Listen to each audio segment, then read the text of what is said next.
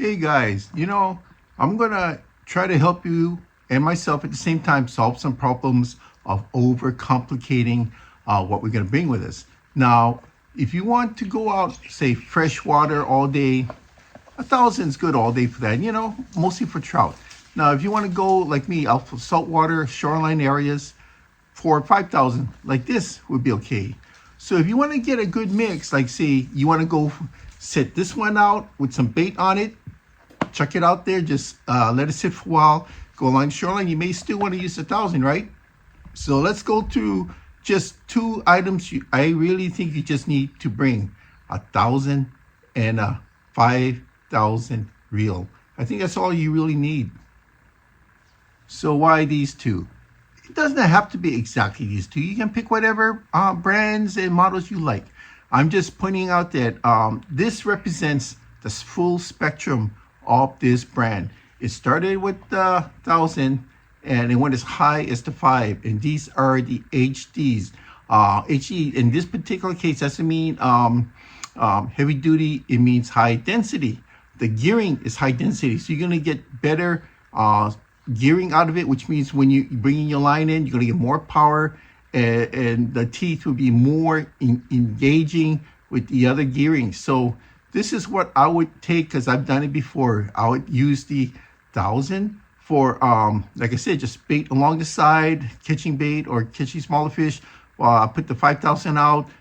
For where I fish here in Hawaii, it's going to be mostly for papillos, which are jacks, and the wheels, which are bonefish. There is no need to overcomplicate your tactical needs. Okay, I'm gonna start off with 1,000 here. Now, this 1,000, I usually use at night for fishing for bait along the shoreline, which are reds, and a coulee, which are scads. And when I usually set out my main rig to go surf casting, I would just use this on the side. And because I'm targeting smaller fairy, you notice I use mono. In fact, in this one here, I have 4-pound test mono. You can use braid, but the fish, certain species have good eyesight. They might see it, but I like to go to brackish water areas, so that means that you can get away with braid. But this one here has mono because I like 4-pound mono for my lighter fare.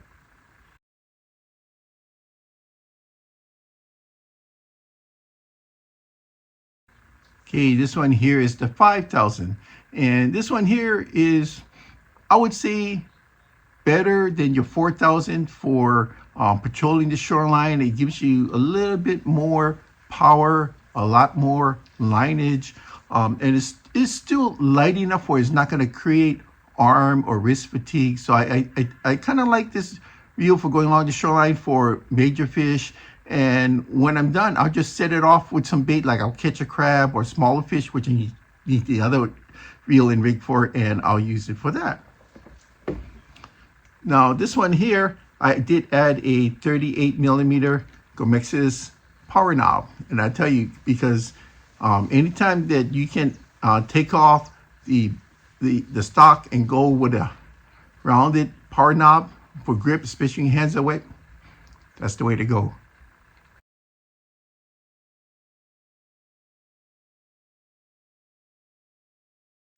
Now for the 1K, rod-wise, I would suggest for myself, the smallest is 4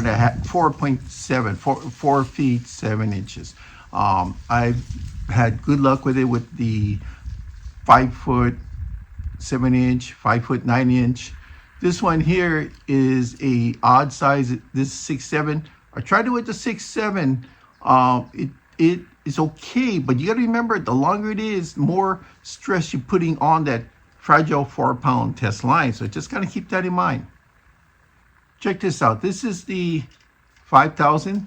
This is on a much larger rod. This one here is a 9'9" rod. That's about the max I would use. I would start at about maybe 8.5. That would probably be a good starting place. I like 9 between. There's always this tiny gap between 9.6, 9.7, 9.8. For 5,000, this one here is probably a little bit smaller size-wise than most. So I would not recommend going over 10. I mean, you can go 10 feet, possibly 10 and a half. But I'm just trying to let you know that I've tried all of the computations, and I found like this one here, this is a 9-foot rod. 9-foot rod is good. I'm kind of happy with this, but you can also go 9.5. Just, you got to look at the stats. If you're going to go 9.5, a little bit longer, you got to really look at the ratings, because you don't want it to be too whippy, right? This 9-footer here has good ratings. It's a medium, so that means I'm going to get not a real whippiness to it, but it's going to be slightly more stiffer from right about here, from the first guide going down. So I'm going to get more of more flexing on the uplift. I'm going to get more torquing. So from the first guide here down, it'd be fairly stiff, and then the upper end, depending on what the strength rating is, will do all the work for you. Okay, the reason I'm making this video is because recently I've been getting a lot of questions on this, just not on my site, but on internet groups. I actually own one of the largest groups in Hawaii, and a lot of beginners, especially military, has been asking me. They know I bowl, they come down, and they know I'm going to be over at Schofield, and they bring their rigs, they ask me questions. Kind of looks like a swap meet at times. And I try to point out these things, but what I do is when I get more than 2 people asking the same questions, like local people coming in from the States and saying, hey, you know, you guys don't have much trout and bass fishing here. I want to switch to shoreline. What should I do? What do I do with my equipment? So I let them bring down the equipment. I'll look at it and I give them my best recommendation. So this is one of the things I recommend. Go with a 1, go with a 5. If you're just going to go out all day on the shoreline, 5 is good enough. If you're going to go out and you want to make a full day of it, where you're going to go hike around, set up camp, go with the 1 and the 5. Now, if you're going to go all night for the big boys like sharks, the GTs, then you obviously got to go higher than that.